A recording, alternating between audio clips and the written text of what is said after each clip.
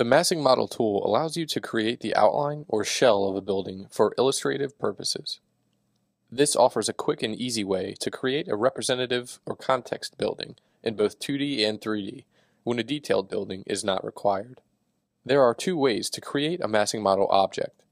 If you have already drawn the shape of the massing model by drawing a polyline or polygon, you can use the Create Objects from Shapes command.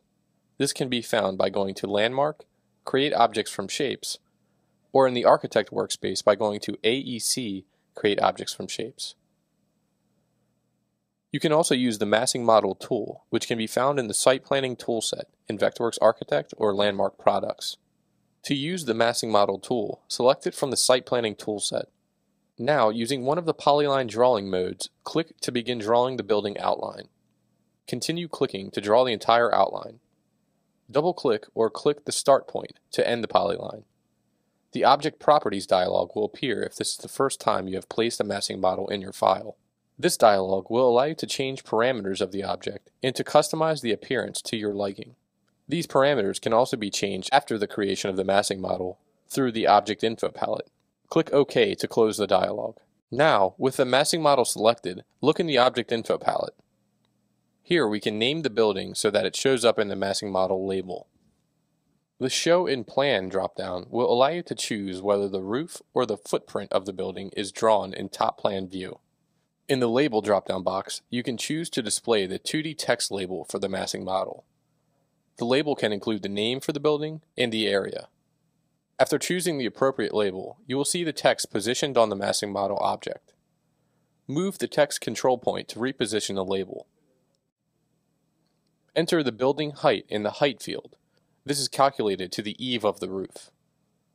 Enter the number of floors that the building contains in the Floor Count field. The floors will be evenly distributed throughout the height of the building. A slab will be drawn for each floor in the massing model. The floor usage data will allow you to enter specific usage data for each floor in the massing model. This is useful when reporting the usage data of the floors in worksheets. By default, the usage for each floor is set to unspecified. To specify the data, select each floor in the dialog and enter the usage data. The number of floors listed here depends on the floor count that you specified before. If the floor count is reduced later, the floor usage data will be lost. The Wall Class drop-down box will allow you to choose a class for the wall geometry that is generated with the massing model. This gives you specific control over the graphic attributes and visibility of the wall geometry.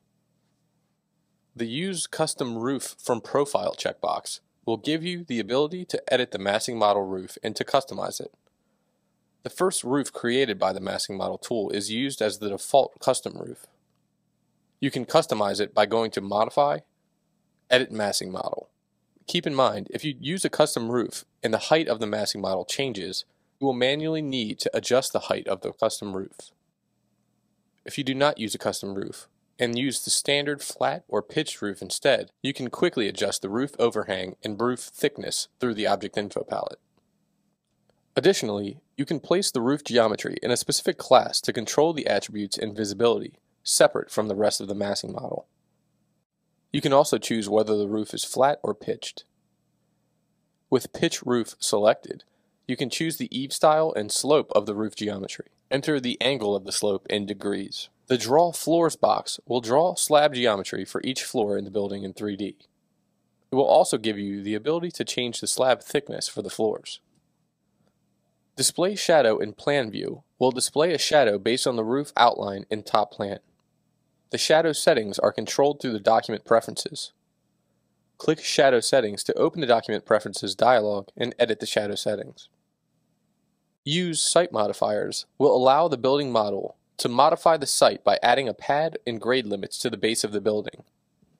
With this option checked, you can then turn on or off the grade limits, which will define the Site Modifier modification area. Grade Limits Offset will offset the grade limits a specified amount from the massing model.